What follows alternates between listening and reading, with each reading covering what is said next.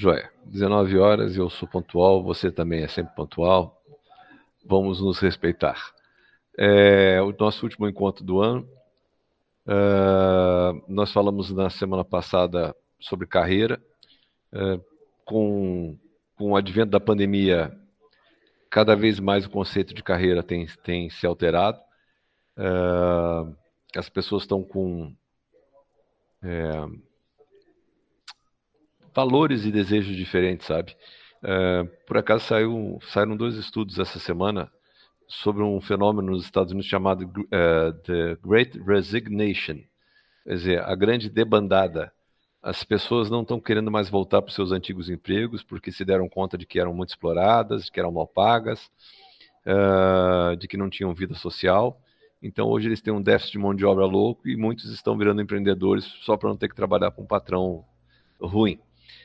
Teve até uma publicação essa semana de uma pessoa que saiu de uma rede de lojas grande, como se fosse uma Renner, chamada Target, em que a pessoa manda o chefe para o quinto dos infernos, a chefe para o quinto dos infernos, dizendo que nunca mais ia ser maltratado igual, e aí chutou o pau da barraca. E hoje, não sei se você sabe, teve um grande tornado enorme que varreu 6 estados americanos, dentre eles um depósito de logística da Amazon. E na Amazon as pessoas são proibidas de mexer no celular enquanto estão trabalhando. Então os funcionários desse depósito exigem, para poder voltar a trabalhar, que eles tenham acesso a celular, porque as pessoas ficaram sem notícias sobre eles e eles sem notícias sobre as famílias porque eles não tinham acesso aos seus celulares. Então as pessoas estão mudando e estão agora repensando as suas vidas. Em relação à avaliação de desempenho, não sei se, Daniel, se você já passou por alguma na tua empresa, já aconteceu contigo? Na verdade, sim. Acho que foi. Não me lembro, acho que deu uns 2 meses depois que começou meu estágio, ou uns 3 meses. Daí, só que foi só algumas perguntinhas ali, né? Que daí eu marcava ali na folhinha, por exemplo, tu considera que tu tá atingindo conseguindo fazer as atividades propostas e tudo. Daí eu fui colocando, né, que sim, tipo, de 0 a 10, que nota que tu te dá? Eu colocava lá 8, 9. Sim, Não, vou colocar 10 porque, né, sim. sempre dá pra melhorar, né? Mas E você é estagiário ainda hoje? ainda tô de estagiário Tá, na empresa. tá. Quando você vira efetivo, essa avaliação de desempenho costuma acontecer no aniversário de empresa. Então, se você tem um ano de casa, entrou em março de 2021, em março de 2022 você tem que estar fazendo a avaliação de desempenho. Isso é o mais usual nas empresas brasileiras. Qual é o grande problema? A avaliação de desempenho não é mais utilizada em empresas grandes há muito tempo, grandes de fora, há muito tempo. Porque, de um modo geral, a avaliação de desempenho aqui no Brasil é usado como instrumento de terror. Eles fazem um monte de perguntas. Oi, Adriana, boa noite. Boa noite. Seja bem-vindo. Obrigada. Na avaliação de desempenho, eles te fazem um monte de perguntas mais aprofundadas do que as que te fizeram enquanto estágio. E muitas vezes o líder, que na verdade é um chefe, diz determinadas coisas de você com as quais você não concorda. E aí ele te escreve planos de ação para você melhorar até a próxima avaliação de desempenho.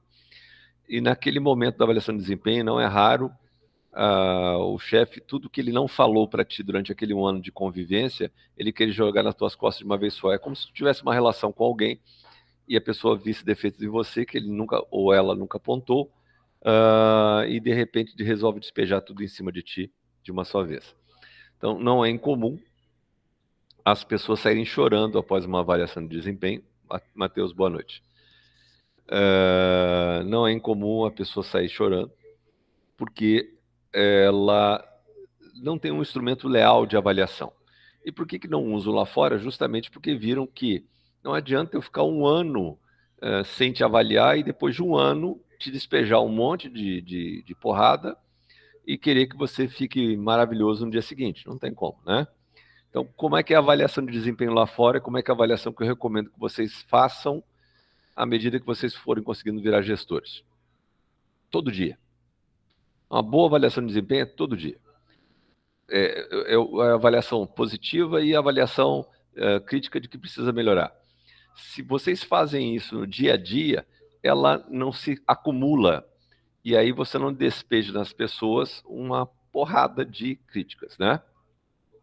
Claro que eu tenho que tentar sempre, enquanto avaliador, e eu posso garantir a vocês que essa é a pior parte do trabalho de um professor, avaliar a pessoa sem compará-la com outras pessoas. Por que isso é importante? Eu vou dar um exemplo simples, tá? Você tem um aluno que está fazendo educação física, que ele é gordinho, não é uma pessoa muito afeita a esportes, e tinha uma dificuldade enorme de fazer uma série de atividades. E aí, no final de um ano, o professor ou professora, reconhecendo todo o esforço e empenho daquele aluno, acaba dando um 10. E um outro aluno que tem qualificações esportivas natas, é uma pessoa que tem isso de forma natural, fica chateado porque ele percebe que ele é muito melhor do que o outro e também ganha 10. E vem criticar o professor ou professora. Eu já vi isso com pais, tá? Sempre que você for avaliar alguém, você deve sempre comparar ele ou ela com ele ou ela mesma. A gente não pode comparar João com Maria, não pode comparar João com José, não pode comparar Maria com Joana. O que eu faço em termos de avaliação de aluno quando, obviamente não nessa fase de pandemia, mas quando nós temos encontros presenciais e que vocês têm que me entregar algum texto, alguma coisa escrita. Eu peço para vocês colocarem o nome de vocês nas costas do trabalho. Significa o seguinte, que quando eu vou ler, eu não sei quem escreveu. E por que isso é importante? Para que eu não, em função de alguma preferência que eu tenho para o aluno A ou B, porque isso acontece de forma natural, os alunos que mais participam, os professores mais marcam, não vá fazer uma crítica àquele ou àquela aluna que não corresponda àquilo que está sendo escrito ali. Então, eu só vou saber o nome daquela pessoa depois que eu já der a nota. E isso faz com que eu tenha uma avaliação o mais impessoal possível, tá? Na empresa é a mesma coisa. Eu não devo, e de forma alguma, comparar as pessoas entre si, porque elas são diferentes. Um goleador de um time de futebol, boa noite aos que chegaram agora. Um goleador de um time de futebol, noite, Jorge. Boa noite, querido, só consegue golear porque alguém levou a bola até lá na frente, senão ele não faz gol. E não é que essas outras pessoas tenham menos valor, né? Elas têm seu valor e eu tenho que reconhecer os esforços daquelas pessoas. Então, muito cuidado com a avaliação de desempenho. É um instrumento que está ficando em desuso em boas empresas. Aqui no Brasil, ela ainda é muito utilizada. E eu vou contar para vocês uma evolução que nós fizemos em termos de avaliação de desempenho, que cá entre nós foi ideia minha e também ficou uma bosta, tá? Então, eu estou fazendo uma autocrítica. A gente percebia que a avaliação de desempenho deixava muita gente magoada, porque os nossos gestores não estavam preparados para fazer avaliação. Culpa dos seus cursos de formação, culpa nossa enquanto seus chefes de não prepará-los para fazer avaliação, culpa de uma porrada de gente e às vezes culpa do próprio chefe que estava fazendo avaliação. Bom, então nós criamos um segundo modelo de avaliação de desempenho. Quando chegava o aniversário daquele funcionário na empresa, fazendo um ano, se ele entrou em abril do ano seguinte, ia para ele ou ela um instrumento de avaliação. E o mesmo instrumento de avaliação, igualzinho, ia para o chefe daquela pessoa. Os dois faziam individualmente e depois marcavam um encontro para bater o que cada um escreveu naquele instrumento de avaliação.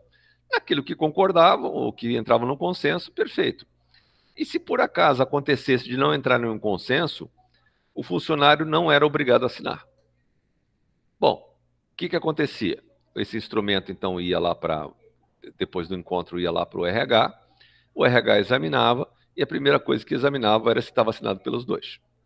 Quando não estava assinado pelos dois, se chamava o funcionário e disse, olha, Você esqueceu de assinar ou você não quis assinar? Não quis assinar porque eu não concordava com a forma como estava sendo avaliado. Aí entra o RH com sua capacidade de diálogo para entender quais foram as circunstâncias que isso aconteceu e por que isso aconteceu. E muitas vezes era o caso da pessoa realmente, o chefe lá assinar e o funcionário, o subordinado, esquecer de assinar. Mas isso evitava que o funcionário assinasse uma prova contra si, porque esse chefe podia ser perverso, e existem vários que são, de ele dizer, ou ela dizer, para o RH que queria substituir aquele funcionário, porque a avaliação de desempenho tinha sido muito ruim, tanto que ele até concordava que também assinou. E isso, em termos de Ministério do Trabalho, depõe contra o funcionário. Então, a gente estava sacaneando o funcionário. Tá, Sérgio, e se essa ideia acabou protegendo o funcionário, evitou sacanagem, por que você acha que é ruim? Porque a avaliação de desempenho é ruim. Tá? A avaliação de desempenho não presta. A boa avaliação de desempenho é aquela que você faz no dia a dia, sempre conversando, sempre mostrando o que pode ser melhorado e o que está bom, que é para as pessoas poderem consertar enquanto o erro está acontecendo. Tá? De qualquer jeito, como vocês vão trabalhar em empresas que têm avaliação de desempenho, eu sou obrigado a fazer a introdução dessa matéria, ainda que eu desgoste demais. Tá? O que é avaliação de desempenho, então? É uma avaliação sobre o que era para você fazer e o que de fato você está fazendo. Se você está conseguindo fazer aquilo que era esperado, ou você está fazendo a mais do que era esperado. E esse aí tem um outro defeito, tá? Tem um critériozinho excelente, que é muito comum nas avaliações de desempenho ter. Cara, ou caras, o conceito de excelente é extremamente relativo. O que é excelente para um pode não ser excelente para outro.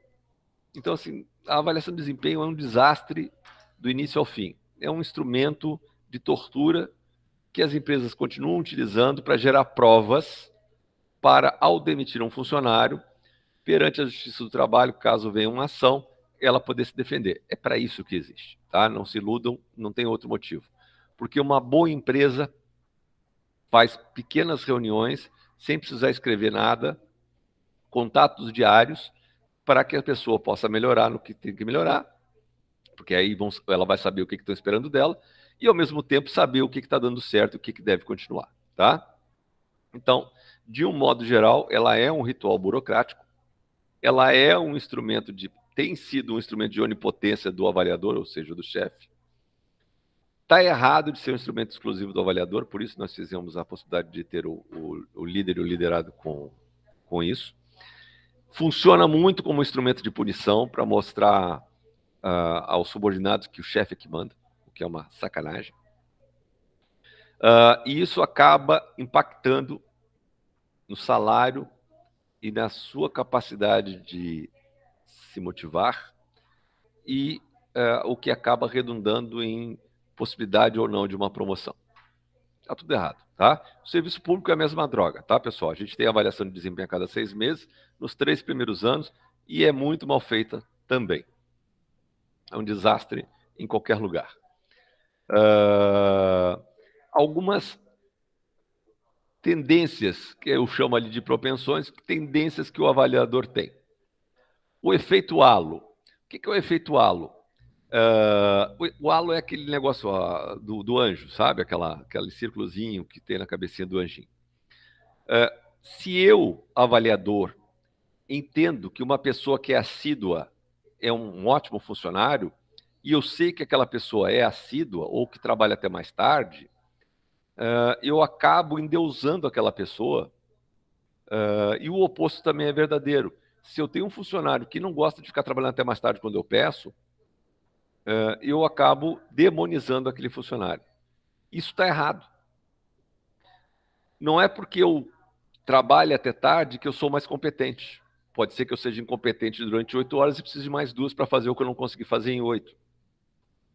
Nós temos um outro problema aqui no Brasil, que é uma excrescência. Põe excrescência nisso, que é uma premiação de assiduidade. Eu estou dizendo para você que foi contratado para vir trabalhar de segunda a sexta ou de segunda a sábado, de tal hora até tal hora, que se você aparecer todos os dias no trabalho, você ainda vai ganhar uma cesta básica, ou um vale-refeição, ou sei lá o quê. Isso é uma idiotice. Cara, aquilo é um contrato. Se você foi contratado para trabalhar aqueles dias, você tem que vir trabalhar aqueles dias. Você não tem que ser reconhecido por isso. Tá? Então, nós temos algumas deformidades nesse nosso processo. Outra propensão do avaliador é aquele que considera todo mundo meio mediano. Não é nem muito bom, nem muito ruim. Cara, isso não existe. Não existe meio grávida. Ou a pessoa é boa, ou a pessoa é ruim. Se a pessoa é ruim e ela tem condições de melhorar, fica. Se a pessoa é ruim e é ruim porque está infeliz fazendo aquilo que está fazendo, como chefe, a primeira coisa que eu devo fazê-la é tentar realocá-la dentro de algum outro setor da empresa onde ele ou ela vai ser mais feliz. E por que não demitir? Porque às vezes aquela pessoa é muito boa, mas eu recrutei mal. Então a culpa, enquanto chefe, é minha, não da pessoa que foi contratada. E a pessoa infeliz no que está fazendo, ela nunca vai para frente.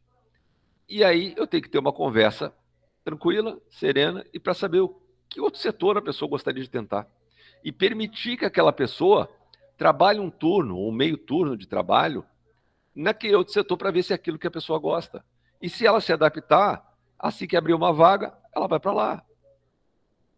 E aí eu evito demitir. E por que é tão importante não demitir uma pessoa dessa? Porque ela já conhece a cultura da empresa, ela já sabe como a empresa funciona, o custo de demissão é infinitamente eliminado, os custos de contratação e tudo são evitados. Então, assim, muito melhor assim, tá?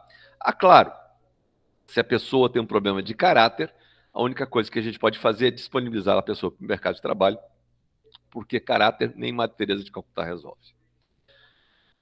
Outra propensão do avaliador são os erros constantes. As pessoas usam o instrumento de avaliação de desempenho para punir. Então, com alguns ele é muito rigoroso e com outros ele é mais brando, o que não é legal, tá? O instrumento, para ser justo, equânime, ele tem que ser igual para todos e interpretado da mesma forma para todo mundo. Outro grande problema é o tal do pré-julgamento.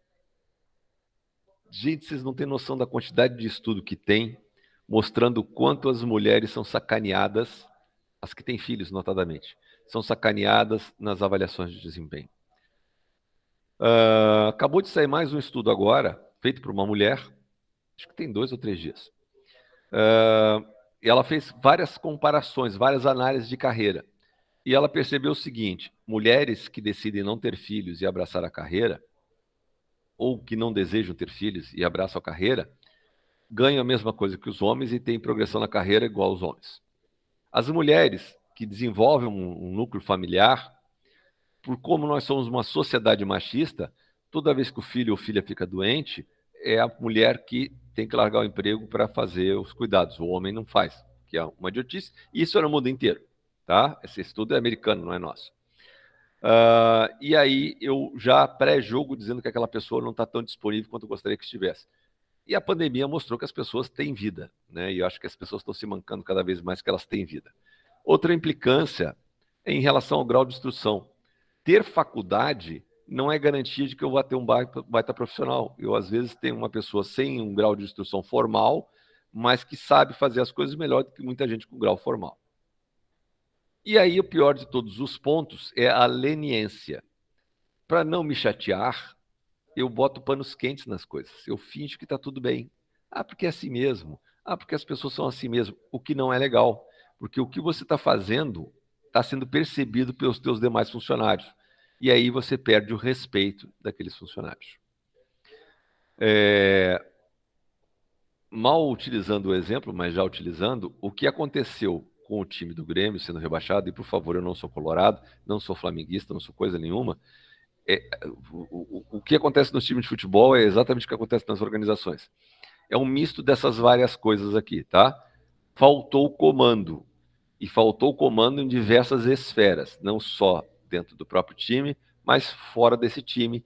E não havia ninguém que fosse considerado um líder natural para que essas coisas se resolvessem. Pô, Sérgio, e aí? E aí que, por exemplo, manter o atual técnico não foi uma atitude inteligente, porque essa pessoa não conseguiu conquistar o respeito em tempo hábil a ponto de ganhar mais 1 ou 2 jogos que evitariam que o Grêmio perdesse um caminhão de dinheiro porque está sendo rebaixado. Nas empresas é a mesma coisa e nas famílias é a mesma coisa. Se você é um pai ou uma mãe que vai para o trânsito e xinga, todo mundo e fala palavrão e já quer matar, os teus filhos vão fazer a mesma coisa, porque eles acham que isso é o certo. Quando você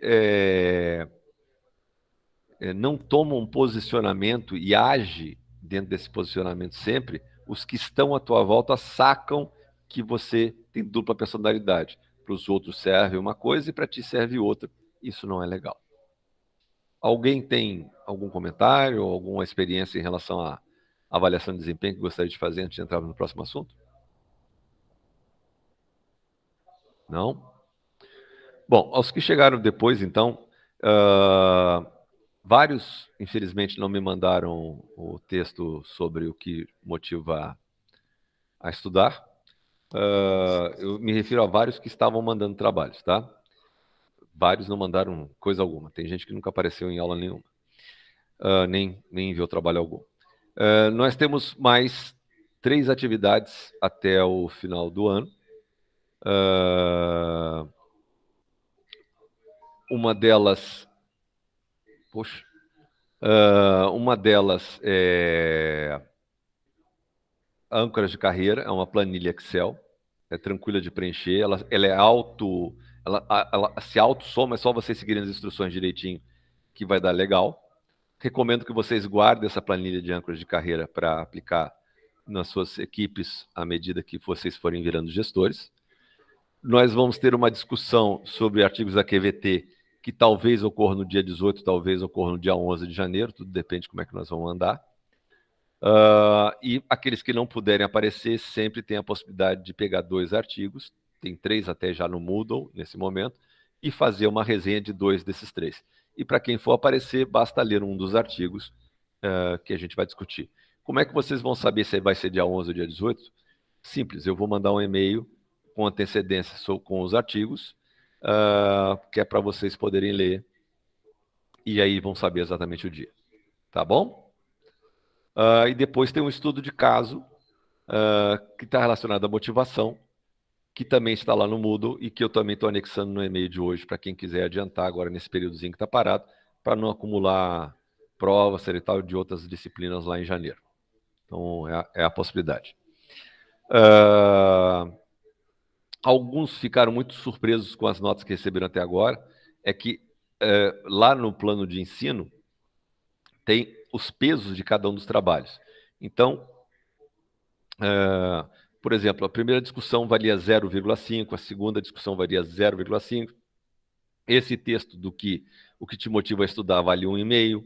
O âncoras vale 0,5. A discussão sobre os artigos vai valer mais, vai valer 2 pontos. E o estudo de caso vai valer 5 pontos. Somando isso tudo dá 10 pontos no total, tá? Então, quem conseguiu fazer tudo pleno está com 2,5. Quem não conseguiu está proporcional. Ok? Tranquilos? Tranquilo. Tá. Os que estão com atividade atrasada, que porventura vierem assistir essa aula aqui, é só me mandar até o início das aulas de janeiro. Que dia que vai ser a nossa primeira aula em janeiro? Vai ser no dia 11 de janeiro. Se me mandar depois, eu não vou aceitar e aí não vai ter essa nota, tá? E como é que eu faço com as faltas? Minhas disciplinas eu nunca ligo para falta, eu ligo para entrega de trabalho. Acho que respondi possíveis perguntas. Bom, vamos lá. Alguém sabe o que vem primeiro, recrutamento ou seleção? Acho que vem a seleção primeiro, depois o recrutamento. Se eu te disser que Eu acho que é o recrutamento, se eu disser para vocês que entre 9 entre 10 pessoas que eu pergunto respondem exatamente isso, que vem primeiro seleção, depois recrutamento, é isso, vem primeiro o recrutamento. O que é recrutamento? Recrutamento é um processo de divulgação de uma vaga em que você diz para as pessoas, olha, tem uma vaga com tais e tais características aqui. Quem deseja? As pessoas vão lá e se oferecem. Como vem um montante maior do que eu preciso, eu depois vou selecionar aqueles que vão ficar para as provas finais, até que eu finalmente selecione o último candidato. Então, não esqueçam, no futuro, se alguém fizer essa pergunta, sempre vem recrutamento, depois vem seleção. Professor, oi, querida. Estou surpresa. Não, tanto tempo trabalhando em RH e não saber isso. Não te preocupa, muita gente não sabe. Mas assim, pensa no alistamento militar. O Exército, as Forças Armadas costumam fazer a divulgação logo nos primeiros meses do ano para a gurizada de 18 anos. Você que está completando 18 anos este ano, faça parte do recrutamento. Aí vai uma porrada de jovens, que alguns têm problema de não sei o quê, outros têm problema de não sei o quê, outros têm problema de não sei o quê, e as Forças Armadas selecionam alguns para fazer parte das Forças Armadas durante um ano, fazendo o serviço militar. Entende? Eu, por exemplo, tenho problema de joelho desde que nasci, graças a Deus, porque com isso eu escapei do serviço militar e não atrapalhei minha faculdade na época. Então, primeiro vem recrutamento, depois vem seleção, tá? O que eu quero mais do que tudo nessa pessoa que eu vou selecionar depois do recrutamento? Atualmente, e quando eu digo atualmente, de 5 anos para cá, são as famosas soft skills. São as capacidades atitudinais. É o querer fazer. Você sabe, conhecimentos, habilidades e atitudes. Você sabe, conhece. Você sabe fazer, habilidade. E você tem vontade de fazer, atitude. Tá, Sérgio, mas puxa vida, como é que eu vou? Eu estou sem experiência de emprego, eu estou começando a carreira agora, me formei agora, ou então estou cursando e ainda não tenho experiência no mercado. Como é que eu faço para mostrar que eu tenho alguma dessas qualidades? Por exemplo, soft skills, relacionadas a habilidades atitudinais. Vá fazer trabalho voluntário. Mas por que trabalho voluntário? Porque o trabalho voluntário mostra que você se preocupa com o coletivo e que você sabe trabalhar em equipe, porque não existe trabalho voluntário sem ser em equipe. Uau! Quer dizer que as empresas dão valor a isso? Não. Se eu tiver 2 candidatos, eu estou falando isso de carteira com vocês, tá? Eu fiz seleção a minha vida inteira. Se você tiver 2 candidatos, um que tem as competências técnicas que eu preciso, mas não tem as atitudinais, e um outro que não tem as competências técnicas que eu preciso, mas tem as atitudinais, eu vou sempre contratar o que tiver as atitudinais. Por quê? Porque as competências técnicas eu posso te ensinar, eu posso te dar curso, eu posso te capacitar. Vai demorar um pouquinho mais do que eu gostaria, mas eu posso te capacitar. Atitudinais eu não consigo formar, isso vem de casa. São os teus valores do teu convívio com a tua família, com os teus amigos, com os lugares que você frequenta, que vão determinar quem você é. E ao fazer trabalho voluntário, vocês estão mostrando para a empresa que vocês são pessoas diferenciadas. Tá, Sérgio, e tem mais alguma vantagem de fazer trabalho voluntário? Eu estou falando isso de cadeira porque eu faço trabalho voluntário hoje e não preciso fazer, tá? Eu já estou para lá de bem empregado. Primeiro, te dá uma satisfação interna tremenda. É melhor do que qualquer salário que a gente possa pensar na vida. Rapaz, eu estou impressionado. Hoje apareceu um monte de assombração. Tem um monte de gente que nunca apareceu. O que faz um final de semestre? Ah, beleza. E a terceira grande vantagem, principalmente para quem está começando a vida, faz uma rede de relacionamentos. Como rede de relacionamentos? Aquelas pessoas que fazem trabalho voluntário, muitas delas trabalham em grandes empresas. E essas pessoas, ao verem o teu empenho, acabam conseguindo para ti vagas de emprego que você nem sonharia. Porque naquele momento você é um igual. Não tem gerente ali, não tem líder ali. Você é igual a todo mundo que está ali fazendo trabalho voluntário. E quando a pessoa percebe que você é uma pessoa diferenciada, que tem um espírito de equipe e tem um espírito solidário, muitas portas vão se abrir. Existe uma teoria que é antiga, tá? É de 73, que eu acho até que já comentei com vocês, de um autor chamado Granovetter, e essa teoria é absolutamente atual. Teoria da força dos laços fracos. Eu tenho certeza que já falei com vocês, mas vamos lá. A gente tem maior possibilidade de conseguir um emprego pelos nossos fracos do que pelos nossos laços fortes. O que são nossos laços fortes? Pai, mãe, esposa, primos até 2º ou 3º grau, as pessoas que têm algum nível de relação muito mais íntimo comigo. Por quê? Porque elas vão me indicar por uma questão de solidariedade comigo. Os laços fracos vão me indicar porque eles não querem se queimar e sabem que eu só vou ser indicado se de fato eu fizer o trabalho que eles imaginam que eu vou fazer. Não, eles não vão me indicar, eles não vão querer se queimar. E eu, como empresa, vou ter muito mais tranquilidade de contratar alguém indicado por alguém que não tem um grau de intimidade do que alguém com grau de intimidade. Então, pessoal, construam as suas redes de relacionamentos, façam trabalhos voluntários, que não falta entidade aí precisando de ajuda. Tem vários projetos aí no Instituto que trabalham com solidariedade e a gente sempre precisa de ajuda. Pensem nisso. Então, conhecimento, habilidade e atitude é conhecer é saber, habilidade é saber fazer, atitude é querer fazer. Eu posso ter um monte de conhecimento e não querer compartilhar com ninguém. Tá? Outra coisa importante, se eu tiver que fazer recrutamento, eu for uma empresa grande, eu vou citar especificamente uma que eu não gosto de fazer compra, mas que toda vez que eu frequento, eu fico pasmo. O Grupo Renner. O Grupo Renner tem Camicado, tem as lojas Renner e tem puxa vida, como é que é o nome daquela loja de moda mais jovem? Yukon. Eu fui comprar um presente para minha esposa na Yukon essa semana, ela está de aniversário junto com o Natal, coitada. Ela só ganha um presente, né? Tá ralada. E eu não ia na Yukon desde que começou a pandemia, a vendedora me conhecia, disse, você está sumido, sei o que. Minha filha, com pandemia não chego nem perto de shopping. E se você olhar no relógio, são 10 horas da manhã que não tem ninguém no shopping, por isso eu vim.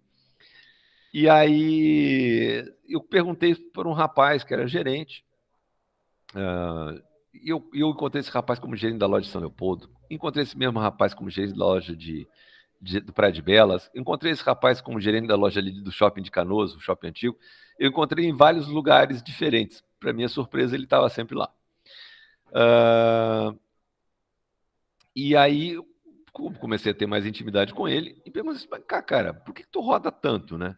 Sabe, porque eu quero crescer na empresa e eu sei que aqui eu consigo crescer se eu mostrar o meu serviço. Então eu sempre sou mandado para lojas que estão com desempenho fraco, levanto a loja e sou mandado para outra e assim eu vou indo. Vou montar a equipe e vou montando. Resultado, gente, em 2 anos esse guri virou gerente geral de todo o Rio Grande do Sul para as lojas. Nós estamos falando de um guri de seus 26, 27 anos. O que a Renner faz? A Renner trabalha muito com recrutamento interno. Em vez de só ao mercado externo buscar novos talentos, ela faz interno e externo. Tá, e como é que ela faz? Como é que ela bota isso em prática? Ela abre a vaga tanto para recrutamento interno quanto externo. O pessoal interno concorre em pé de igualdade com o externo. Se o interno mostrar que é bom, é ele que vai entrar, ou ela que vai entrar. E isso dá uma sensação de segurança e tranquilidade, porque você sabe que é possível crescer na carreira dentro de uma empresa que é enorme e que não tem problemas de solidez, mesmo com a pandemia. Ela está sempre se inovando. Tá, Sérgio, se você fala todas essas qualidades da Renner, por que tu acha que ela é ruim? Porque o atendimento é uma bosta lá dentro, não tem vendedor. E isso é uma coisa que me desagrada. Eu tenho dúvidas em relação a algumas coisas, gostaria de ter alguém com quem conversar e não existe. Na Yukon tem, mas na Renner não tem. Tá? Então eu não entro lá, minha mulher entra, mas eu não entro. Tá, Sérgio, e qual é a melhor para a empresa? Recrutamento interno ou recrutamento externo? As duas são ótimas. Recrutamento interno, por aquilo que eu já falei, porque você mostra às pessoas que elas são capazes de ter carreira, isso é um fator motivacional, que nós aprendemos no último encontro. Bem interessante, bem importante, retém talentos. E qual é a vantagem do recrutamento externo? Você traz novos conhecimentos para dentro da empresa. Porque aquela pessoa veio de outras experiências e ela acaba compartilhando lá com os outros colegas e aí você agrega. Outra coisa legal, quando você traz um funcionário de fora, as pessoas passam a poder comparar aquilo que elas têm com aquilo que está lá fora. Eu vou dar um exemplo para vocês que vocês vão entender e que não tem a ver com isso. De um modo geral, o brasileiro reclama demais do SUS. Todo dia a gente vê reclamação sobre o SUS. Tem defeitos? Tem. Precisa melhorar? Certamente. Pode melhorar? E até fácil, posso dizer para vocês. Trabalhei com isso 10 anos, sei até o que fazer. Mas ele é ruim? Não é não. Se vocês forem para Paris ou para os Estados Unidos e se acidentarem, preparem o bolso, porque senão vocês não vão ser atendidos. Você está querendo dizer que eu vou chegar lá todo quebrado com um tiro e o hospital vai me cobrar uma conta enorme? Vai. Ele não está nem aí se tu não tem dinheiro. Ele vai tirar tudo de ti, porque ele tem um monte de advogado para tirar de ti. E você vai ter problemas com a justiça americana se você não pagar. E aqui? Se o marciano cair com a nave espacial dele em qualquer lugar do Brasil, ele vai ser atendido totalmente gratuito e sem dívida alguma no SUS. Se vocês forem numa emergência no inverno do Mãe de Deus ou do Moinhos, vocês vão levar até 4 horas para ser atendidos. Aqui a turma do SUS leva de 2 a 3 horas para ser atendido e reclama pra caramba, se chama até RBS. Puxa, e aí? O problema é que nós não temos modelo de comparação. Então, como eu viajei o Brasil inteiro, eu posso garantir a vocês que o SUS que tem no Rio Grande do Sul, principalmente no interior, é melhor do que hospitais particulares no norte do país. De tão ruim que é o atendimento lá. Como a gente não tem um modelo de comparação, uma referência, a gente não sabe o que a gente tem de bom. Então, quando a gente traz alguém de fora para dentro da organização, a gente começa a ouvir como é que é nas outras empresas. E aí, começa a comparar. Pô, eu estou melhor do que eu imaginava. Que bom. Entende? Então, tudo tem vantagem e tudo tem desvantagem. Nada é perfeito nessa vida, tá? Bom, eu já adiantei para variar. Eu e minha mania de adiantar as coisas. Se eu só faço recrutamento externo, a consequência é imediata. O índice de abandono de talentos que eu vou ter vai ser muito grande, porque as pessoas vão se sacar que elas não vão conseguir crescer. Isso é muito comum em empresas familiares mais antiquadas. Não é o caso, por exemplo, da Gerdau hoje em dia, que mudou o perfil dela, mas já foi um dia assim. E existem outras empresas maravilhosas que eu já falei para vocês aqui no Brasil. Nós temos a VEG, a Tigre, ambas de Santa Catarina. Nós temos a Randon, a Marco Polo em Caxias do Sul. Nós temos a John Deere ali em Montenegro. Nós temos a Steel em São Leopoldo. Essas já não são brasileiras, são estrangeiras, que têm modelos de crescimento de funcionário fantástico, tá? Seleção, então, é o processo de escolher o melhor para aqueles cargos, e aí, de um modo geral, e aí vem a parte prática dessa aula de hoje. Basicamente, hoje, todo o processo seletivo está sendo por algoritmo. Os GUP da vida e outras ferramentas que as empresas compram. Qual é o problema desses algoritmos, gente? Esses algoritmos, eles não têm culpa de errarem, porque eu vou lá e alimento o banco de dados daquele algoritmo e digo o seguinte: olha, essa é uma empresa que lida com informática, 75% das pessoas aqui que trabalham são homens, entre 18 e 32 anos, mulheres não estão em cargos de liderança, e aí na hora que ela vai fazer, o algoritmo vai começar a olhar os currículos, ela se baseia no que é a realidade da empresa. E esse tem que ser o pulo do gato da empresa. Sempre alimentar o computador ou o sistema com aquilo que ela deseja se tornar, não com aquilo que ela é, porque senão ela vai ter mais do mesmo sempre, tá? E esse é um problema sério que empresas muito grandes, inclusive a própria XP, está enfrentando.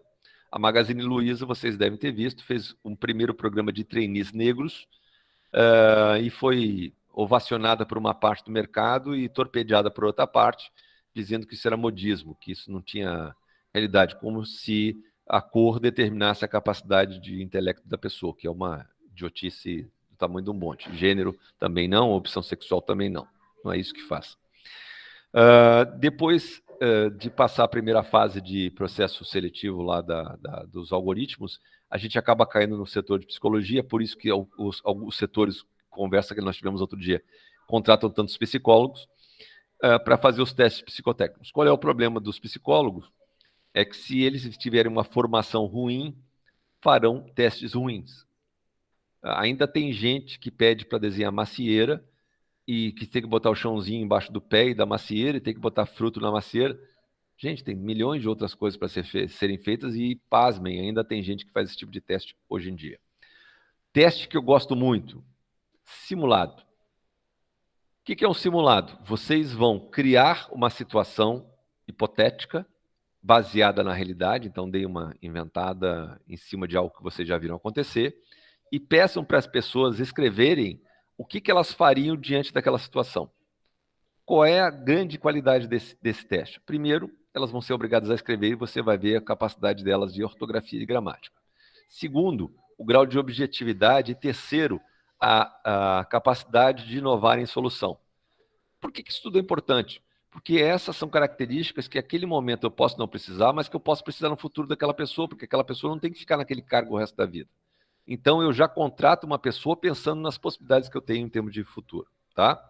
Outro erro nos processos de seleção é que muita gente não escreve. Escrevam sempre. Esse aqui é o modelo de fichinha que eu usava. Tá? Por que isso? Porque eu não sou eterno na empresa. Então, pode ser que no futuro uma pessoa que vier me substituir queira saber o que eu achei daquela pessoa, porque aquele novo chefe ou novo líder está de olho naquela pessoa para um outro cargo que apareceu ou para uma outra função que apareceu. E aí, se ela tem os registros anteriores, fica muito mais fácil. Anote sempre, mas de preferência não anote na frente do candidato. Por que não anotar na frente do candidato? Porque as pessoas perdem a naturalidade quando estão sendo entrevistadas e a pessoa para de olhar para ela para ficar escrevendo algo sobre ela. Ela vai ficar sempre no nervosismo de o que será que está escrevendo de mim? Será que eu vou conseguir dar uma enxergadinha? E aí se desconcentra e foi para o saco a entrevista. Dê um espaço entre um candidato e outro e preencham essa fichinha sem que a pessoa esteja junto. Sejam educados. Quando eu fiz processo seletivo para professor do Instituto Federal, os 3 caras que fizeram a minha banca durante a mini aula não me olharam em momento algum. O tempo todo eles ficaram rascunhando. Eu os conheço hoje em dia, sei quem são, e já me confessaram que um estava fazendo o símbolo do Grêmio, outro estava fazendo o jogo da velha, só para me deixar nervoso, para me testar como é que era eu dando aula para alunos que não davam bola para mim. Tá? E eu já tinha uma estrada andada, caguei, andei e continuei dando a aula numa boa. Tá? Por isso estou aqui. Outros, infelizmente, perderam o estribo. Entrevista. Dicas de entrevista para vocês. Sempre cumprimentem as pessoas quando elas entram. Eu sempre estendi a mão, inclusive. Por quê? Porque aquelas pessoas que têm mão frouxa, que aquela mão mole, morta, de defunto, quando vão te cumprimentar, elas têm um problema de autoestima louco. Então, cuidado, porque você vai contratar um problema. Segundo, olho no olho. As pessoas que mentem e que não estão ali, que não são verdadeiras naquele momento, muita gente é ator naquele momento, elas não conseguem te encarar se você olha o tempo todo nos olhos. Então, olhem nos olhos. Terceiro, vejam como é que estão os movimentos de pernas e braços, porque se a pessoa estiver muito ansiosa, muito nervosa, ela vai dar na vista com a linguagem corporal. Tem um monte de técnica e para isso você precisa ser treinado. Como é que se treina? Com o tempo. Dica, isso não está escrito em livro nenhum. Eu sempre levei alguém operacional daquela vaga que estava sendo selecionada para fazer parte da entrevista comigo. Por que isso? Porque aquela pessoa que é operacional vai entrevistar um futuro colega. E ele ou ela sabe quais são os problemas da função. E vai fazer as perguntas certas que talvez eu não tivesse nem conhecimento ou competência para fazer. E vai fazer de um jeito simples, com o mesmo linguajar que a pessoa está acostumada, em que a outra não vai conseguir se desarmar. Então, assim, eu evitei muita contratação ruim quando tive a humildade de entender de que eu não era o Senhor Todo-Poderoso da sabedoria em termos de processo de seleção e que os meus colegas operacionais sabiam mais do que eu. Cuidado só, tá? Nunca leve a mesma pessoa.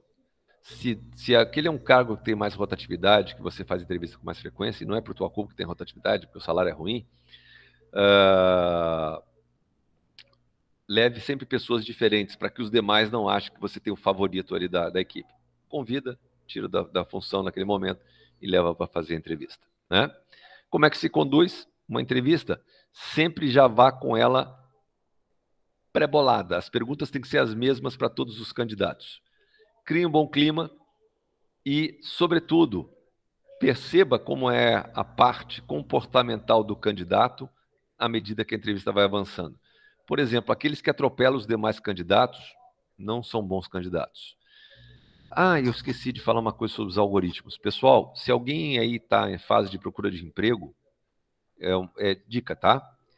Os currículos têm que ser em Word, não pode ser em PDF. Os algoritmos têm dificuldade de ler PDF.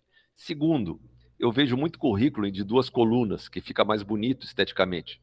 Os algoritmos não conseguem ler 2 colunas. Os algoritmos conseguem ler textos corridos, como esse que está aqui no slide. Tá? Não inventem de macaquear o currículo, porque o algoritmo vai anular o teu currículo, porque ele não vai conseguir ler o que está lá.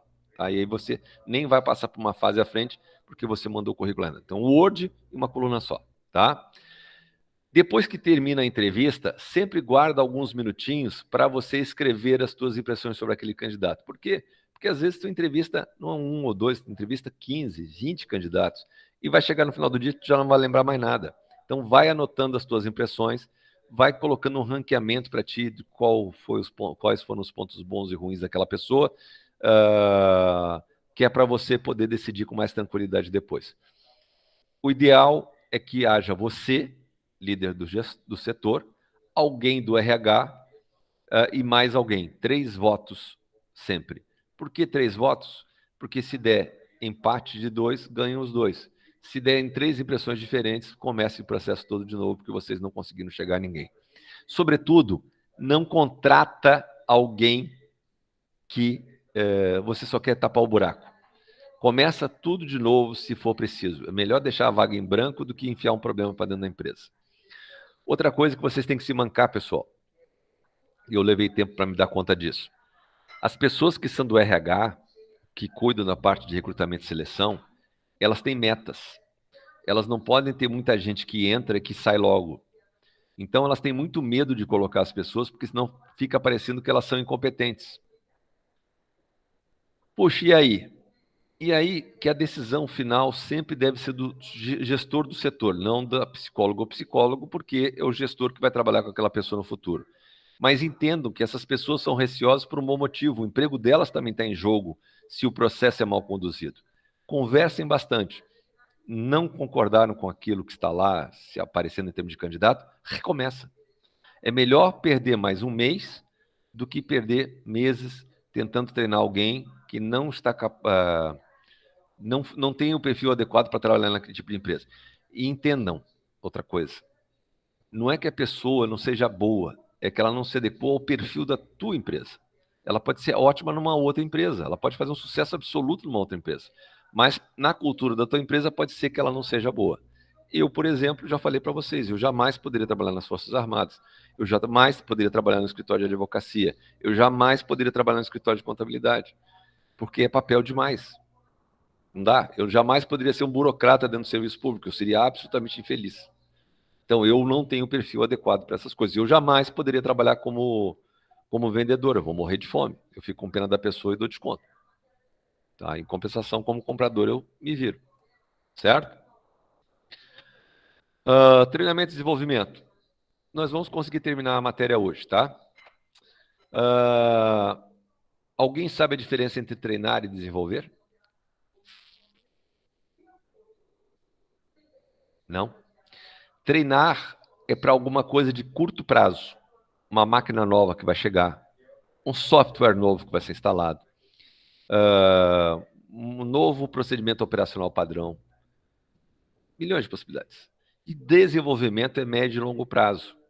Eu vou precisar de líderes para uma ampliação da minha empresa e preciso desenvolver algumas pessoas para que elas assumam novas responsabilidades daqui a 6 meses, 1 ano, 1 ano e meio.